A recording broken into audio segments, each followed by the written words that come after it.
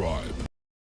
Hi guys, இந்த வீடியோவில் bubble anime மூவியோட ரிவ்யூ தான் பார்க்க போகிறோம். இந்த மூவியை நீங்கள் பார்க்கணுன்னு ஆசைப்பட்டால் நல்லா குவாலிட்டியாக பாருங்கள். நிறைய கலர்ஃபுல்லான விஷுவல்ஸ் உங்களுக்காக மூவிலாம் நிறையா இருக்குது. ஸ்டோரி ஆரம்பிக்கும் போதே நம்மளை ஸ்டோரிக்குள்ளே கூட்டிகிட்டு போயிடுவாங்க.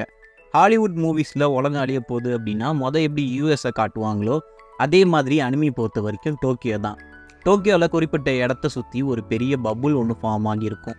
அந்த இடத்துல மட்டும் கிராவிட்டி வித்தியாசமாக இருக்கும்.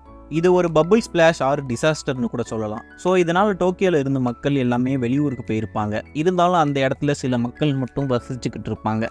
அவங்களுக்கு ஒரு பெரிய பொழுதுபோக்கு அப்படின்னா பார்க்கோர் கேம் விளாட்றது. பார்க்கோர் அப்படின்னா ஒரு மாடி விட்டு இன்னொரு மாடி தாவுவாங்கள்ல அடிப்படாமல், அதுதான். அண்ட் பார்க்கோர் ஒரு ஆர்ட்டு எனக்கு பர்சனலாக ரொம்ப பிடிக்கும். ஸோ இந்த பார்க்கோர் கேம் விளையாடவே அங்கே கொஞ்சம் பேர் இருப்பாங்க. அதில் நம்ம ஹீரோ டீமும் ஒன்று. ஹீரோ நேம் ஹிபிக்கி, பார்க்கோர் கேமில் கில்லாடி. இவனை வச்சு தான் இவன் டீமு எப்போதுமே ஜெயிக்கும். இப்போ இந்த டோக்கியோவில் இருக்கிறவங்கலாம் யாருன்னா அவங்க ஃபேமிலியை அந்த டிசாஸ்டரில் இழந்தவங்க. ஒரு நாள் ஹிபிக்கி தண்ணிக்குள்ளே விழுந்துருவான். அப்போ ஒரு பொண்ணு வந்து காப்பாற்றும். ஸோ அந்த பொண்ணையும் இவங்க டீமில் சேர்த்துப்பாங்க. அந்த பொண்ணுக்கு ஹிபிக்கி தான் உட்டா அப்படின்னு பேர் வைப்பான். உட்டாவும் நல்லா பார்க்கோர் பண்ணுவா. ஸோ இதனால் அவளை டீமில் சேர்த்துப்பாங்க.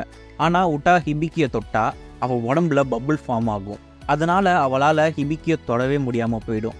இவங்க எல்லாருமே ஹாப்பியாக இருக்கும்போது அகெயின் ஒரு நாள் அந்த பபுள் ஸ்பிளாஷ் உருவாகும். அதை நான் தடுக்கணும்னு சொல்லி உட்டா ஓடுவா. ஸோ இதுக்கப்புறம் என்ன ஆச்சு, யார் உட்டா, அவள் கையில் ஏன் பபுள் உருவாகுது ஹிபிக்கியை தொடும்போது, ரெண்டு பேரும் ஒன்று சேர்ந்தாங்களா இல்லையா, இது எல்லாம் தான் மீதி ஸ்டோரி. எதனால் ஹை குவாலிட்டியில் பார்க்க சொல்கிறேன்னா, உட்டா அண்ட் ஹிபிக்கி ஒன்றா சேர்ந்து பார்க்கோர் கேம் விளையாடுவாங்க. அந்த சீனு, அந்த பேக்ரவுண்ட் சவுண்டு எல்லாமே அவ்வளோ கலர்ஃபுல்லாக இருக்கும். எனக்கும் அந்த மாதிரி ஜம்ப் பண்ணி போகணும்னு தோண வச்சிருச்சு. உட்டா கிட்ட ஒரு மெர்மைட் ஸ்டோரி ஒன்று சொல்லுவாங்க. அதை ரியல் ஸ்டோரி கூட அவ்வளோ அழகாக கனெக்ட் பண்ணியிருந்தாங்க.